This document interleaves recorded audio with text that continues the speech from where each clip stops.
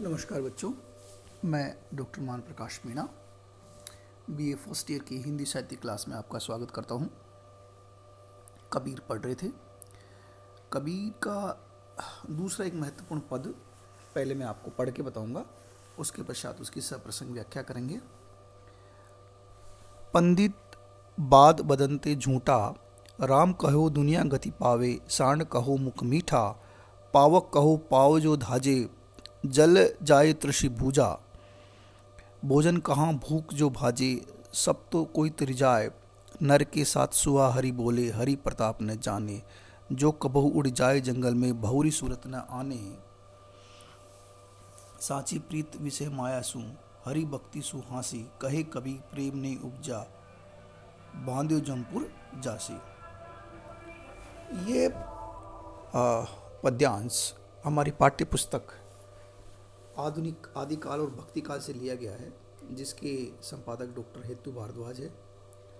भक्ति काल के निर्गुण शाखा के ज्ञान मार्गी कवि कबीर के बीजक ग्रंथ से लिया गया है।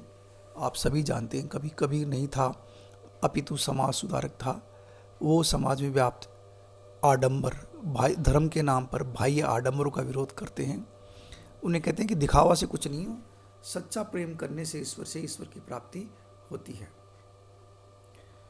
तथाकथित पंडित समाज द्वारा जो चल रहा है झूठ पाखंड धर्म के चित्र में, उसका विरोध किया है।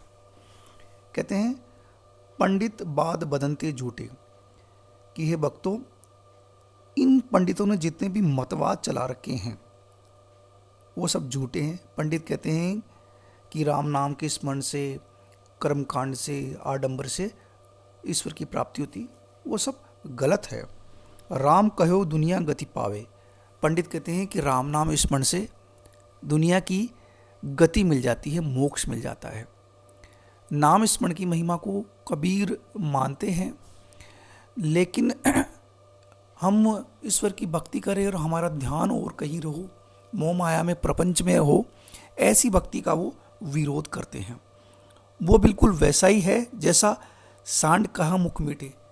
खांड कहने से मुख मीठा होता है कि कभी? शक्कर मात्र कहने से कभी मुख मीठा नहीं होता। उसके लिए तो हम प्रत्यक्ष रूप से शक्कर को खाना पड़ता है।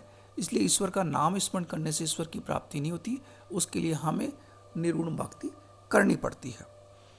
पावक कहो पाँव जो दूजे, कभी सुना है कि अग्नि कहने से हमारे पैर जल जाए? हमारे पैर तब जलेंगे जब हम अग्नि के अंदर पैर देंगे। जल कहीं तृषा बुझाए, पानी कहने से क्या प्यास बुझ सकती है? प्यास तो तभी बुझेगी जब हम पानी पिएंगे।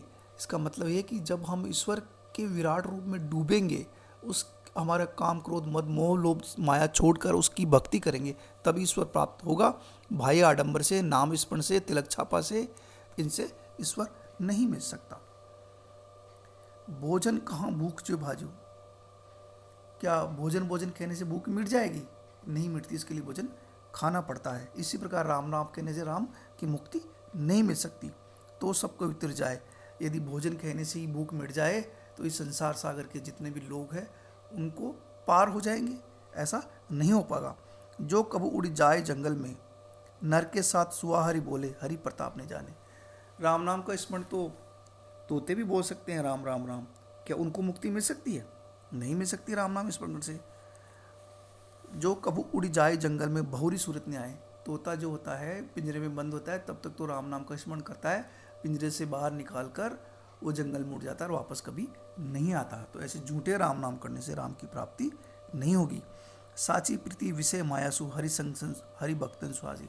कहते हैं कि वास्तव में हमारी वास्तविक प्रीति प्रेम मोह माया से है। हरि भक्तों के साथ तो हम हंसी मजाक उड़ाते हैं, उनकी तो हम कद्र नहीं करते और मोह माया आडंबरों का विश्वास करते हैं।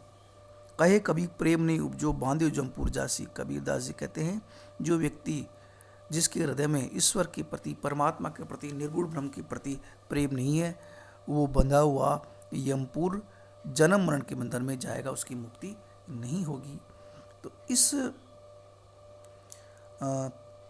पद्यांश का सार यही है कि राम नाम स्मरण से मुक्ति नहीं हो सकती, आत्मचिंतन करना पड़ेगा हमें और बाह्य आडंबर से हमें मुक्ति चाहिए, तभी जब भी ईश्वर की भक्ति हमें हो सकती है, मुक्ति हमें मिल सकती है। भाषा सहज और सरल है, परीक्षा की उपयोगी है और ये हमें परीक्षा के लिए तैयार करना चाहिए।